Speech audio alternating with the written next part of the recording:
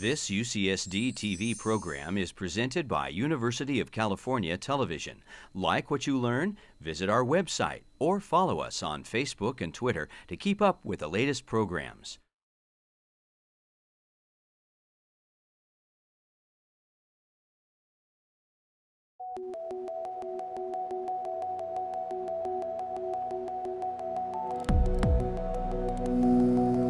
A few years back, I got to give a big presentation at the National Council for Teachers of Math, or the NCTM National Conference, and after my speech, the president was speaking, and so I ran over to see if I could hear the last of his speech, and I got there just for the very end, and they were, people were coming up to the mic, and they got an opportunity to ask questions, and so somebody asked the question, hey, why is it that United States children are doing so poorly in math compared to their international counterparts? And I thought to myself, okay, here comes a long-winded answer. And instead, the president leaned into the microphone and he said, lack of real-world relevance. Next question, please. And I thought, wow, that was really profound to me. And so I went back to my class and I created a game that I call the Math Professor. And I don't have any crazy outfits or anything, but I pretend to be a math professor, and I claim that there is nothing that does not have something to do with math. And if the kids can think of something that has nothing to do with math, they win a prize. And so, I teach middle school, so year after year, it's the same stuff. They bring up ketchup, and we talk about ratios and proportions and cost production and calories, or my kids are really into soccer, and so we talk about distance and angles and score. And I will admit, once I was almost stumped. Kid raised his hand in the back of the class and said, Mr. Kajitani, I know something that has nothing to do with math. I said, what? He said, love. And I thought about it for a while, and just as I was about to admit defeat, another student raised his hand and said, oh, I know what math has to do with love. I said, what? He said, when you're in love, that can be very expensive. And another student raised his hand and said, oh, I know also. In math, 1 + 1 = 2. But if you're in love and you're not careful, 1 + 1 can equal 3. And when you teach 8th grade boys, you cut that off right there. Done. So speaking of moving on, you are in for a real treat with this next panel. We are going to dive into our next panel discussion on creative collaborations. And this group is led by Ann Bound-Crawford, who is the director of the Arcata Institute and steering committee member of Create California, which stands for Core Reforms Engaging Arts to Educate. I'm a high school art teacher, and I've been a high school art teacher for almost 40 years now, and I love it. It's my right livelihood. I've had the opportunity, though, to work as well on a state level with Create California, which you just had the letters read out to you about what it actually means. But we're actually creating California in everything that we want to do here. That's our hope. I started out in 2011. I was one of the original 6 people that went to the NEA think tank, and it's just kind of blown up from there. It's immensely gratifying. We were 6, we had a grand idea. We're still on the same path with that grand idea, and we're realizing things that we talked about in a small room in Chicago. Our challenge at the time remains our challenge right now to ensure that each student in the state of California reaches his or her full potential by broadening California's educational vision, policy, and practices to promote innovation, economic development, and creativity. And we're a coalition. Craig did a great job of explaining that to you before.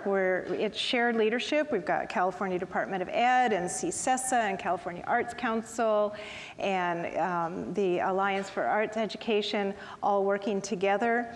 I'm the kind of wild card. I'm the teacher. So if things start to get really, pie in the sky, and I get to go, that's probably not going to happen in a classroom. So, I get to reality check a little bit. But we've actually done stuff. We enabled the Otis report to be written. And you can find that. We've got an executive order coming from Governor Brown that's going to go on the top of the toolkit that the Alliance is putting out, and how to help districts go through the LCAP procedure. We've made it possible for people to understand that Title I money can be used for the arts in schools. There is a whole program that the President's Committee on Arts and Humanities is working in partnership with us for, called Turnaround Art School, and that was just launched. Creativity at the Core is happening because of the concerted effort of the many, many people that Create California are putting together. We wrote a report for the superintendent, Tom Torlakson, on a blueprint for creative schools, which will be published probably sometime in August. And we are many, many people now, almost 600. So we have grown from 6 people sitting in a room in Chicago to 600. It's shared leadership. It's exactly what this is here. It's radical collaboration. And of course, I'm from Chicago in the 60s and 70s, so I was at the Democratic Unconvention, so I'm really comfortable with that. But I think it means radical in the sense of being root level.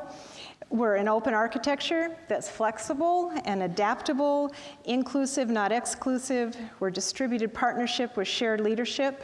We're interested in collective impact. We arrive at destinations cohesively, but from different directions. We honor autonomy and practice distributed problem solving.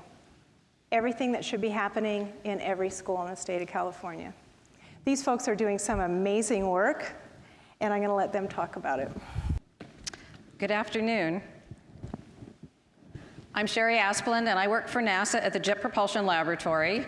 I work for 2 NASA programs of robotic space investigations that are studying our solar system. I don't have a STEM background. My degree's in journalism. So I love to find different and innovative ways to bring the excitement of STEM subjects to kids. I want to captivate them. I want to capture their interest and their curiosity. And that's where I think STEAM is so wonderful. And I've been very fortunate to work with 2 really super partners the last couple of years to create 2 really cool STEAM collaborations. So Art and the Cosmic Connection is STEAM in action. Art and the Cosmic Connection is a very robust and clever program developed by artist educators Monica and Tyler Aiello, who are here. I met the Aiellos through a mutual friend and colleague who showed me their work, and it blew me away. They use images of the solar system to create amazing paintings and sculptures. This activity engages learners of all ages in creative scientific inquiry, and I mean all ages. It's been done with kindergartners up through retirement age folks. Students become artist explorers as they investigate the mysterious worlds of our solar system through the lens of visual art.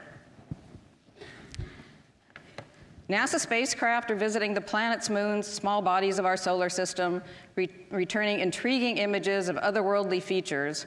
They're beautiful. But what is it we're actually seeing there? Art and the Cosmic Connection investigates how the elements of art, line, shape, color, value, and texture, can help uncover the geologic stories of our celestial neighbors. Straight and squiggly lines, circles and blobs, they reveal so much to help us unravel what went on over billions of years. Color, value, and texture deepen the understanding. What you're looking at is Vesta. It's the 2nd largest object in the main asteroid belt between Mars and Jupiter. We had a spacecraft spend a whole year orbiting it. What you're seeing, circles indicate lots and lots of craters. The colors show different minerals on the surface. So creating art is very tactile and engaging. There's a big difference between simply looking at a NASA image and actually drawing it. The drawing process hones observational skills and encourages inquiry. Students really examine the images at a heightened level through the drawing process. This leads to additional questions, deeper analysis, and new discoveries. Our activity uses soft pastels, but it can be extended into mixed media, and you can do so many more things with it. It's a powerful tool that gives everyone new eyes through which to view our cosmic neighborhood. Space School Musical. It brings the solar system to life as students learn about the planets, moons, asteroids, comets, and more. It combines science with music, fun lyrics, and simple choreography for an innovative, multidisciplinary experience. As we've heard today, the performing arts can be a powerful way to engage students in science. Research suggests that songs and drama effectively build student knowledge and interest. Engaging students in active learning through multiple approaches reaches those who learn in different ways and encourages them to interact with the content and with each other. Song-based learning helps students develop vocabulary, understand and remember what they've learned, and to make personal connections. So these are some of the really cool NASA missions that I've been privileged to work with over the last 15 years. And this is the whirlwind, the hula hooping whirlwind that is Kelly McQuinn. I just happened to attend a workshop she was giving at an after-school conference a few years ago for her company, which is called Kid Tribe.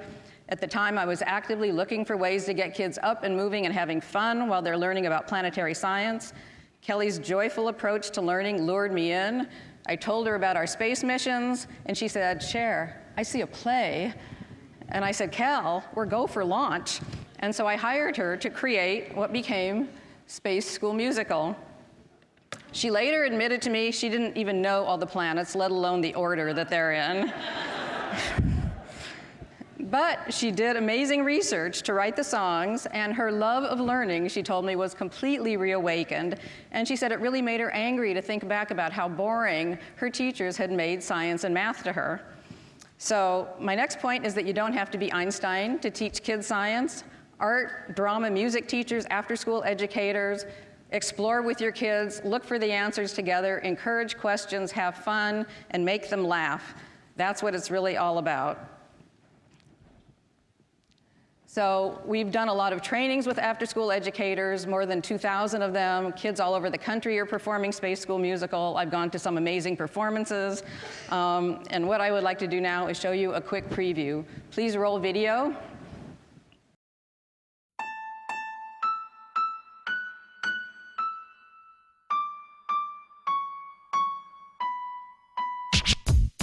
Wow! Where am I? Who are you guys? Yo, what up? Planetary posse in the his house. Up there, I wanna go out there, where life is like a giant science fair. Wishing I was on a mission, like Stardust or Kepler or Dawn, cruising the planets and beyond, seeing where it all comes from. The only place for me, a place I can be free. SPACE, it's where I got to be. Put your hands up in the air to see the solar flare. Come on, feel the commotion of this giant explosion. He's hot. How hot? 10,000 degrees. He's big. How big? Almost 1,000,000 miles. He's old. How old? 4.5 billion years. And if you don't believe me, just ask my peers. We got Mercury, Venus, Earth, and Mars. Then my crew along with all the other moons and stars. There's Jupiter, Saturn, and of course Uranus. He's a really nice planet, though his name is heinous. Don't forget Neptune, Pluto, and his dwarfy friends. The universe is cool because it never ends. Each one of these peeps have got something to say. The most talented troop in the Milky Way. Gravity's got a grip on me. Gravity can get heavy. Gravity's a force that brings me. It's a marvelous night for a moon dance, so let's moonwalk the night away. Inviting all of the lunatics to come on, come out and play. We're the moons and we like to orbit, staying loyal to our planet. We go round and round and round. It's so much love, we can hardly stand it. So if you wish upon me, well, I hope it comes true. But if it don't, there's nothing I can do. All right, we're gonna have fun. All right, how you guys doing? You're looking great. My name is Haley. I am a comet, a stand-up comet. All righty then, all right, okay.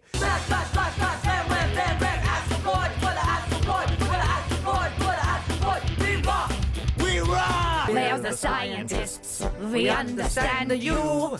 We're the experts, don't be afraid to fail. We're the scientists, We want to help you. Believe you can do it. Take a breath and exhale.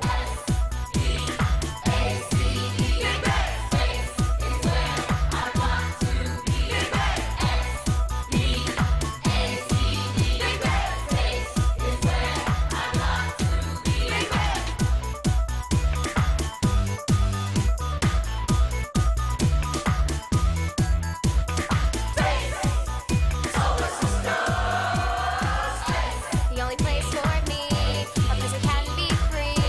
SPACE, it's where I got to be. The only place for me, a place that can be free. SPACE, it's where I got to be. The only place for me. The only place for me. Okay, that is so unfair to put me after you. That is not cool. Who did that? That's awesome. I think I know the person who books for this auditorium, you know, in case you, I think we need to have a Spacical musical here. Fantastic, awesome work. My name's Ed Hidalgo, and I am a staffing guy. I hire people for a living. I don't know if we published these stats, but last year, 100,000 applications for jobs at Qualcomm. I think we hired 5,000 last year, mostly in science, technology, engineering, and math-related roles. So. The one thing that I'm often reminded of when we stand here in Irwin Jacobs Hall is something that Dr. Jacobs would often say that he didn't need to say. And essentially it was, innovation isn't just for engineers, or it isn't just for engineering. And I always felt that Dr. Jacobs was speaking directly to me. He doesn't know me, but I always felt like he was speaking directly to me. So as an HR guy, how could I innovate in my role? How could I create something bigger than what you think of me as just a staffing guy or a hiring guy that can make a greater impact in our community? So the slides that I'll share today, and which are all photos, are really a testimony to that journey over the last 5 years that have brought us to a place that I think is going to make a greater impact in our community. And an impact that would not have happened without the incredible collaborations with UCSD, with Dr. Ed Abeda, with our own internal employees, as well as with many of the local schools. So in 2009, sitting right here in this auditorium, we welcomed in our first Higher Youth program with 30 disadvantaged, underprivileged youth. And when I talk about collaborations, this would not have happened without the San Diego Workforce Partnership. It would not have happened without organizations like Barrio Logan College Institute, or Reality Changers, or the Futures Foundation, or YALA, or Pro Kids, or others who helped us find these talented young men and women to spend 7 weeks here at Qualcomm learning about the world of work. Many of these kids had never seen the ocean before. So how could you expect that they would ever aspire to being an engineer? The question that we often ask ourselves is, how does a child aspire to something they don't know exists? These students came here to Qualcomm, and their world was opened wide over those 7 weeks. Much thanks goes to Dr. Dan Sullivan, our Executive Vice President of HR, who helped fund these programs and make this happen. This was our very first class. It would not have happened without an incredible group of staffing professionals, career counselors, Shannon Jordan, who's in this room today, that gave their time to that program. There were no employees that were dedicated employees to the world of work. They all used their discretionary effort. So art for us was getting on whiteboards, creating visions of the future. What could innovation be? Let's make something up that hasn't happened before. And the photo in the bottom right was our career counseling team administering the Strengths Finder to all of the students, freshmen and sophomores at E3 Civic High about 3 weeks ago. We never thought that was possible either, but we went and did it. So that initial 2009 program has led to many other programs. It has led to a World of Work project for employees, kids, high school kids. It has also led to a program for wounded veterans. And it has now led us to Think-A-Bit Lab, which I'll share a photo of in a few minutes. But it's amazing whether you're a veteran or whether you're a 12-year-old, again, that same question is relevant. How do you aspire to something that you don't know exists? For our veterans that set foot here, they had no idea how they could translate their skills, their passions, their interests, and their values to a role at Qualcomm. In fact, most of the veterans think that we're a construction company. Most of the kids think that we're a construction company. They think we build stadiums. You weren't supposed to laugh. But in addition to that, that journey around opening their minds to the world of work and engineering, we also incorporate the arts. And that has probably been one of the most fun components to our journey. So whether it's long exposure photography here with the World of Work Camp, whether it's culinary arts with the World of Work Camp, we have our youth come in and they do the Top Chef Challenge out in the courtyard, whether it's creating mandalas, whether it's meditation. We bring all of those components together because we do believe in that, the arts component in our world of STEM. And so our vice president said to us, great that we've been doing these programs for the last 5 years, but I want to go bigger, and I want you to incorporate the component of STEM in that. Because STEM was always kind of a part of it, but it wasn't core. So about a year ago, we started dreaming up, what if? What if we had a lab on site where every middle schooler could come and have an experience at Qualcomm, to experience the world of work and to experience the world of engineering? People thought we were a little bit crazy. How's that going to happen? And so today, on the top floor of one of our buildings, when we're at 98% occupancy, our company, being an incredible steward to this community, has given a space to your children and to my children, so that hopefully any middle schooler that wants to come can come and have an experience around the world of work at Qualcomm and learn a little bit about engineering. So I hope you'll join us today if you have a chance to come by. If you don't, I look forward to hosting you in the future. Thank you for all you do.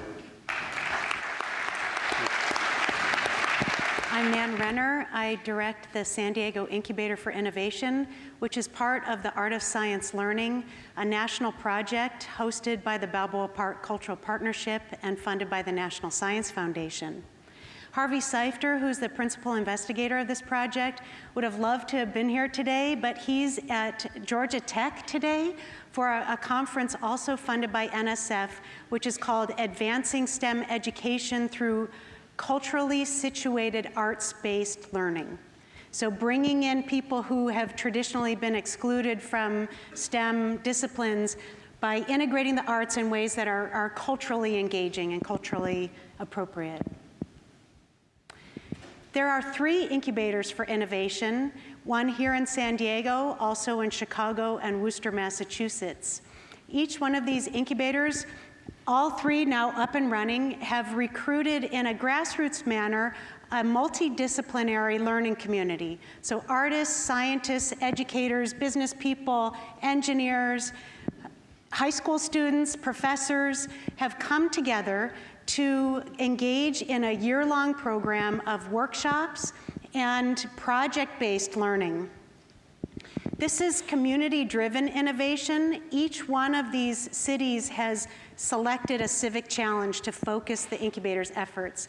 And I think there's a handful of our innovation fellows from the San Diego Incubator here. If you don't mind raising your hands in case people want to chat with you about your experience. Thanks for coming today. We're a pretty steamy bunch.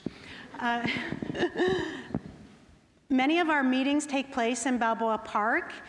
Members of the Cultural Partnership host our meetings, and our focus is on water.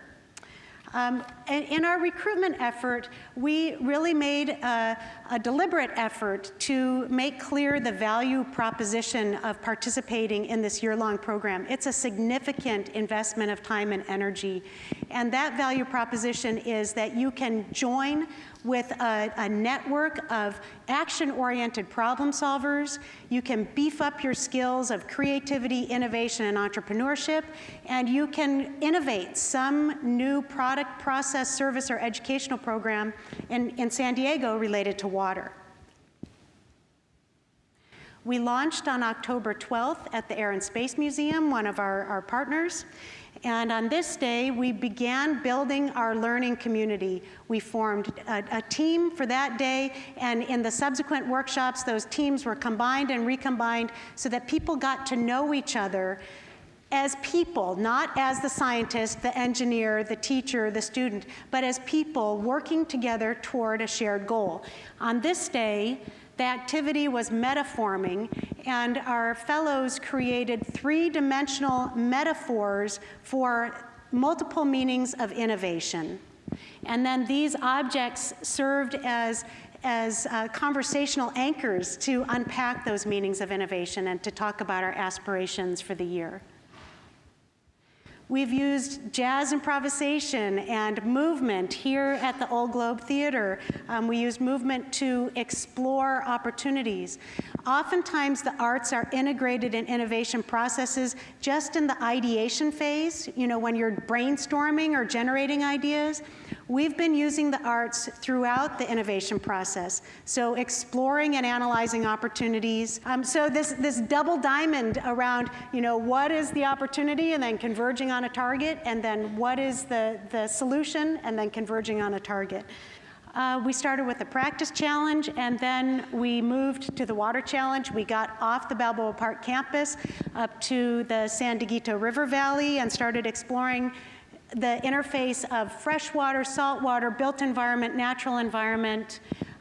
We went out on December 14th for our first public event where we explored the Pueblo watershed. We had trained facilitators, and we went out and documented 10 sites in the Pueblo watershed, which drains to San Diego Bay. Converged at Woodbury School of Architecture, another partner on this project, and shared what we learned at these 10 sites. In some cases, making sculptures and annotating these satellite images, sharing photos and the data. We use sculpture here to explore the opportunity space, and used our enthusiasm meter with pennies for people to vote on the opportunities that most interested them as we created this massive sculpture of each individual opportunity. Another public event on January 25th, hosted by the Natural History Museum, Water in Search of Solutions. We brought in community members to share their expertise with panel discussions, interactive activities. I saw Adam Bergasser here from Beach Physics. He's going to be in the exhibit hall. And then drawing on that wealth of knowledge from the community, our incubator community then created exhibits of their ideas for solutions and used these exhibits to explore their ideas and express their ideas and recruit support from among the incubator. Since then, we've formed our 10 teams, all of them focused on our water challenge. Some are education focused, such as repurposing trash in the Tijuana River watershed to create filters to filter gray water and stormwater, to creating web-based tools to promote collaboration. We're also using the arts to focus on the core skills of innovation: creativity, communication, and collaboration. Among some of these opportunities that I think transcend the Incubator for Innovation and the Art of Science Learning and using the visual and performing arts, arts encourage play and cultural practices that enable social coordination and team building. They exercise the imagination and allow exploration of multiple meanings.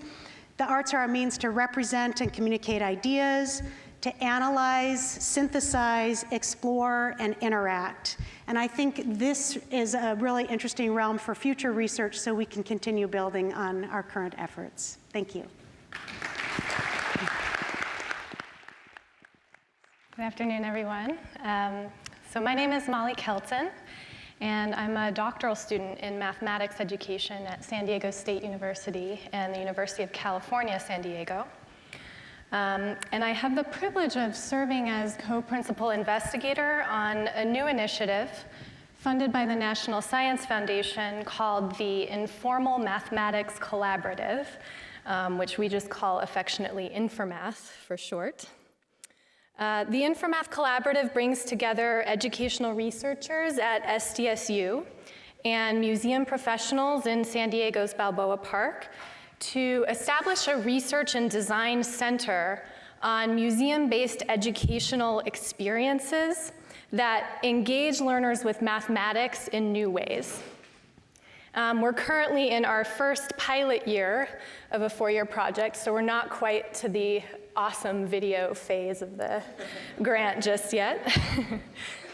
Our partners include San Diego State University's Center for Research in Mathematics and Science Education, the Balboa Park Cultural Partnership, and 4 art and science museums in Balboa Park. So we have the Natural History Museum, the Reuben H. Fleet Science Center, the Museum of Photographic Arts, and Mingei International Museum.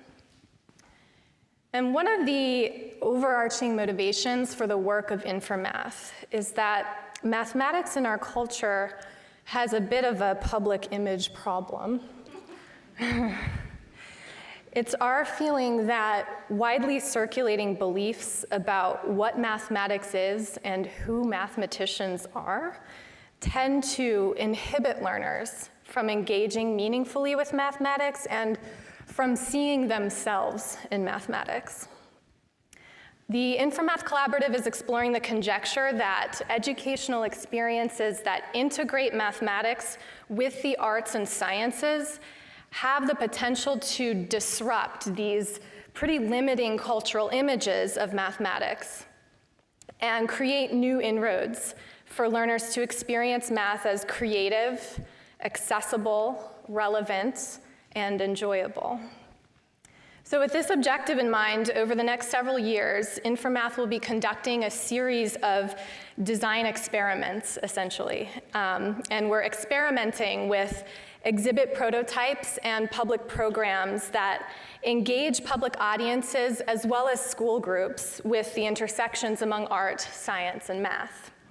The images you're looking at now show a recent pilot we conducted at Mingei International during a monthly event for families. Using one of the museum's currently featured exhibitions as inspiration, we paired hands-on craft activities with some prototype technologies that we've started calling mathematical tools for drawing. And on the top right, you can see one of the products of these tools. On the bottom right, you can see a little girl using one of them.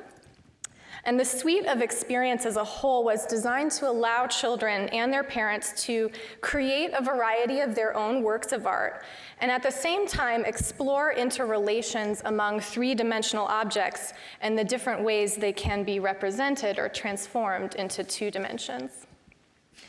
We also collected data on the event itself. So hiding in that top left photograph is a camera. And so we collected video recordings of visitor experiences on the floor of the museum, and we also conducted interviews. Now the Informath Collaborative is just starting to analyze that data in order to guide our work in the coming years. So that means that the Informath Collaborative is a research project. So our activities will ultimately encompass iterative prototyping, data collection and analysis, and ultimately the publication and dissemination of research findings.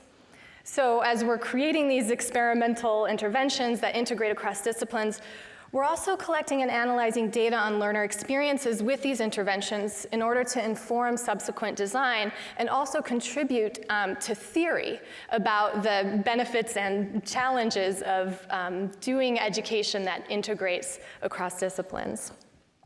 And this addresses what we see as a need in the STEAM movement for more research to help us reflect on and make the most of our efforts. Educational interventions that bridge and blend disciplines, I think, are necessarily contexts for the professional learning and development of the educators who design and implement them. So that includes me. In addition to being a research and design project, we consider the Informath Collaborative to be a learning and development experience for all of the professionals involved, including art and science educators and exhibit designers from participating museums, as well as those of us who bring expertise in mathematics and mathematics education, but might be pretty shy about thinking about engaging learners with art. So professional development in this project includes structuring time just for ourselves to teach one another important concepts from art, science, and mathematics, to engage ourselves in open-ended experimentation and play as learners, and to broaden our own visions of ourselves as educators. Thank you. Hi, folks. My name is Brent Bushnell, and I'm the co-founder of a company called 2-Bit Circus. And before I sort of share with you our ridiculous project, I would love to sort of get to how we got here. And basically, 7 years ago, when I met my co-founder, we were both had STEM jobs. So I was working building video games. He was working building robots for the military. And we wanted something else to do nights and weekends. And so we started collaborating, building interactive art. We made this 6-player video game, you know, real simple graphics and whatnot, just a fun thing to bring to events. And we grabbed a bunch of our friends, and we sort of had this nightly club. We'd meet and we'd talk about the projects we were working on, and you know, we were all nerds, all applying you know, our sort of engineering skills to building fun stuff. And actually, there's another one. We filled a room with laser beams and then flooded it with fog, and you know, had people go through playing like it was Mission Impossible. And you know, it's a lot of fun. It doesn't matter what age you are, you know what to do when you see a room full of laser beams, right? You know, and you know, this was all simple stuff. We were using the tools of the day, right? Arduinos and sort of all this kind of really easy gear to have fun. And we really challenged ourselves to make something new every month. And you know, we threw a lot against the wall, and some stuff was terrible and some stuff was really fun, and you know, and the part that was really neat was it didn't matter who you were, people really were having a ball playing with this stuff. And we were sort of informally called Mindshare Labs at the time, as we sort of took this stuff all around. And then an interesting thing happened. This rock band up in Los Angeles found out about this like band of nerds and said, hey, would you guys help us make a music video? And like a good band of nerds, we said, absolutely. And so it was a video that was a huge Rube Goldberg machine, and it was like this crazy, you know, thing that was all done in one shot across 20,000 square feet, and it went crazy viral. And the part that was really surprising to all of us is teachers and parents called, and they said, hey, thanks so much. That was really something powerful. We used it in our physics class, and it was inspiring for our kids, and that was really a powerful tool for us. And we scratched our heads, and we're like, what? We're not educators. That doesn't make any sense. And the other side of it was, you know, we're all engineers, right? Physicists, robotics, electrical engineering, software development, and we're building games and having all this fun. And on one side, and then the other side, kids don't want to be engineers, right? They are sitting there thinking that, you know, it's not an exciting thing. So clearly there's a branding problem, right? Because what kid wouldn't want to sit there and build games and have all this fun? So we set out to basically sort of recast that and maybe and do some work to sort of convince kids that actually engineers are the new rock stars. So last year we launched a Kickstarter for what we call the STEAM Carnival, which is a bunch of high-tech amusement on one side and a whole bunch of opportunities for kids to get involved on the other. And so a few different things. So we launched it as a Kickstarter, and it was nuts. I mean, you know, the neat thing about Kickstarters is basically like entrepreneurial magic sauce. You can sort of, you know, in one world, the old world, you spend 2 years building something, and then you launch it, and you sort of hope that people actually want it. In the new world, you sort of come up with an idea, describe it well, put it out there, and, you know, in the worst case, people don't want it, and you've saved yourself the, you know, 2 years. And in the best case, they just, you know, there's huge appetite for it, and that was what happened to us. I mean, we just got all this coverage. We even had a tweet from Martha Stewart. You know, I mean, it was like, wow, you know, that's a badge of honor, right? So we launched this thing, and you know, it's got. I sort of joke, this is our over-promising rendering. So it won't look like that. But man, someday that would be great. But maybe a little bit more like this, right? A whole bunch of high-tech amusement, right? Lots of games, the kind of stuff we've been building for years, but that we leave the backs off the stuff so the kids can sort of see what it is that goes into these things, the kinds of tools that we're using, and then a whole set of workshops where they can build their own toys and games. And for us, there's a real critical element here. The kids who are going to the science fair and US First Robotics and whatnot, they already are STEM kids, right? They already get it. They're on the road. They're going to be working at Qualcomm. It's going to be awesome. But if we're gonna fix the STEM gap, right, we gotta make it exciting for the kids that aren't doing that, right? The ones who don't understand it. And so we set out to do it through domains that we know they love: music, fashion, and games. So at our event, there's a fashion show. But it's not just any fashion show, it's a wearable electronics fashion show. There's a concert of musical robots, and an arcade of like indie group games, so that they get to build all this stuff leading up to the event, and then get to showcase it there on stage. They get not only the sort of fun with the electronics and sort of the basic tools that you need to be an inventor, but also the sort of stage time and the excitement that goes around that. So a couple of quick things. I think I'm running out of time. This is a Jacob's ladder, 10,000 volts of electricity that we've hooked up to the Carnival High Striker. So that's pretty fun. This is what we call human meteors. This kid is actually, we're using a laser projector and a Kinect camera to track to where he is, and then he's playing the game of asteroids. He's got a Wiimote in his hand, and so he's moving around, and this is a very social game. The people behind him are saying, hey, turn around, you're about to, that asteroid's about to hit you. And the part that I love about this is here's little Johnny, and here's his grandma playing it also. You can see she's just died in that. So at any rate,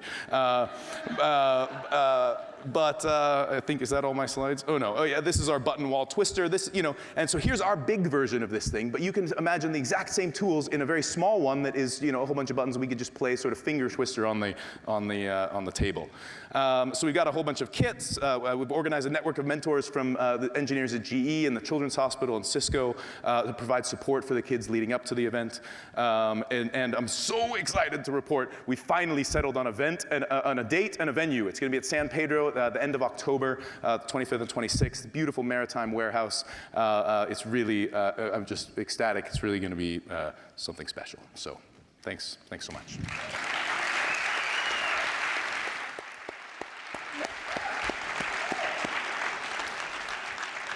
So we were going to be able to do questions and whatnot, but we're out of time, so we're not going to be able to do that. But it's all about radical collaboration, you guys. We've got NASA on one end, and we've got the circus on the other end. And then I brought one of my teachers with me today who firmly believes that, we're looking for a space and we've got great ideas. He said, all I need to do is bring in my Tupperware tub of Arduino stuff and put it in the room, and let's start there. So that's all you need to do. Thank you.